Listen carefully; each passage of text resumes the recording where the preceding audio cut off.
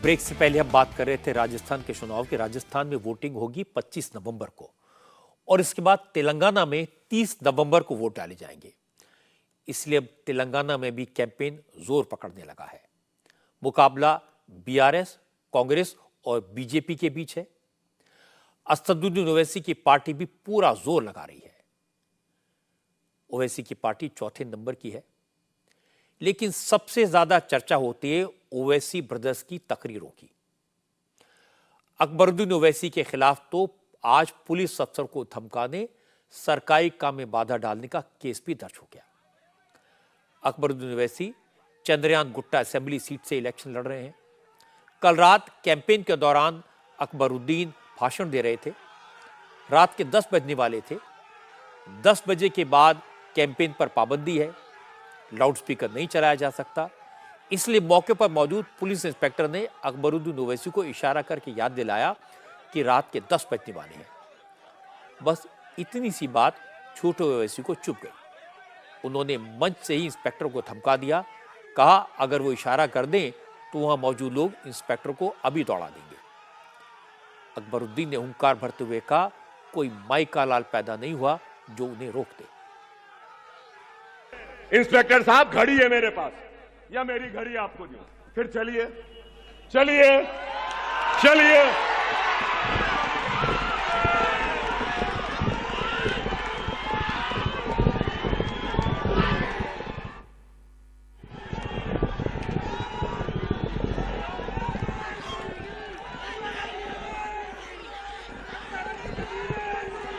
क्या गोलियां चाकुओं की बात सुन के समझे के कमजोर हो गया? अभी भी बहुत हिम्मत है, छेड़ो मत। बड़े आके ठहरे, 5 मिनट है, अभी बोलूंगा 5 मिनट। कोई माय का लाल पैदा नहीं हुआ मुझे रोकने के लिए। सही है ना? चंद्रयान गुट्टा बता दो। इशारा कर दिया तो दौड़ना पड़ेगा। दौड़ाए? मैं आपसे यही कह रहा हूं, कैसी आते हैं हमारे इत्तेहाद को कमजोर करने के लिए। आ जाओ, देख लेते हैं तुम जीते या हम। ये आरएसएस का टिल्लू आया है ना, टिल्लू टिल्लू टिल्लू टिल्लू। अरे कुछ होने जाने वाला नहीं है, कुछ भी नहीं।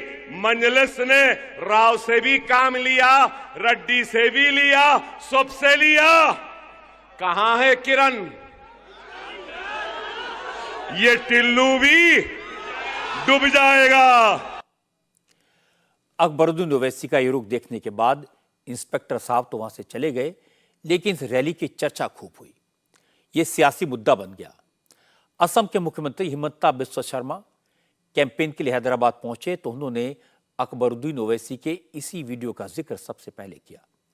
हिमंता ने कहा एक जमाने में असम और यूपी में भी पुलिस वालों को नेता ऐसे ही धमकाते थे, लेकिन जब से बीजेपी की सरकार बनी है तो सारे गुंडों की हवा निकल गई।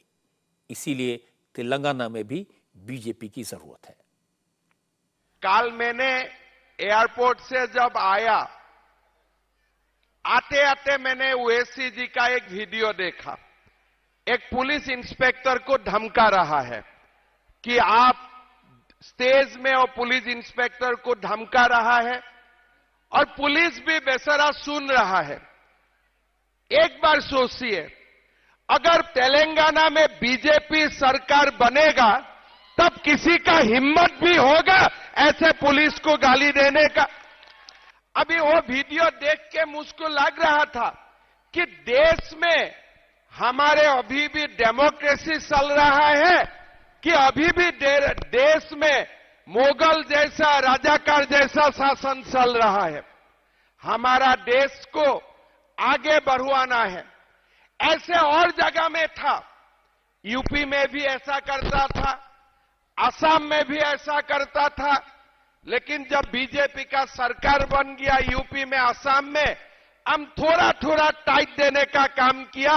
अभी किसी का हिम्मत भी नहीं होता है पुलिस को धमकाना, सरकारी ऑफिसर को धमकाना, वो किसी ने अभी हिम्मत भी नहीं करते हैं। हालांकि जब मामला बढ़ गया तो पुलिस ने अकबरुद्दीन के खिलाफ केस दर्ज कर लिया, लेकिन अकबरुद्दीन ओवैसी ने कहा उन्होंने भी इलेक्शन कमीशन से पुलिस के रवैये की शिकायत की है। उन्होंने कोई नियम नहीं तोड़ा।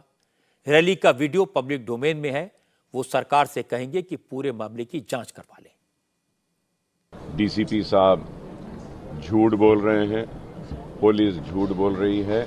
मेरे पास वीडियो है, फुटेज है कि वो स्टेज पर सीढ़ियां चढ़कर आ रहे। दूसरी बात यह है कि क्या हमको रूल या रेगुलेशन पता नहीं है कि कितना टाइम दिया गया है?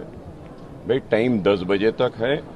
अगर हम 10 बजे के बाद में अगर स्पीच देते हैं तो उनका इख्तियार है, लॉ है, वो केस बुक कर सकते हैं। डायरेक्ट किसी के पब्लिक मीटिंग में स्टेज पर चढ़कर आ जाना और बोलना कि टाइम हो गया है, तो ये तो गलत बात है। पुलिस को ऐसा करना नहीं चाहिए और इससे साफ जाहिर होता है कि पुलिस पार्शियल है या इम्पार्शियल है। मैंने इलेक्शन कमीशन ऑफ इंडिया को भी पूरा फुटेज भेज दिया है जहां पर वो स्टेज पर चढ़कर आए थे, और मैंने पुलिस के खिलाफ भी कंप्लेंट दिया हूं और रिक्वेस्ट किया हूं कि इस पे इंक्वायरी होना चाहिए।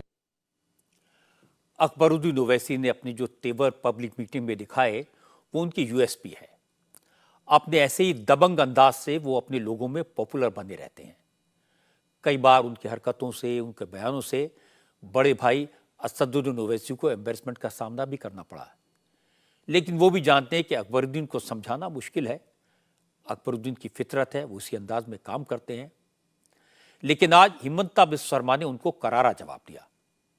हिमंता ने इस बात को इशू बनाया और इसे सीधे लॉ एंड ऑर्डर से जोड़ दिया।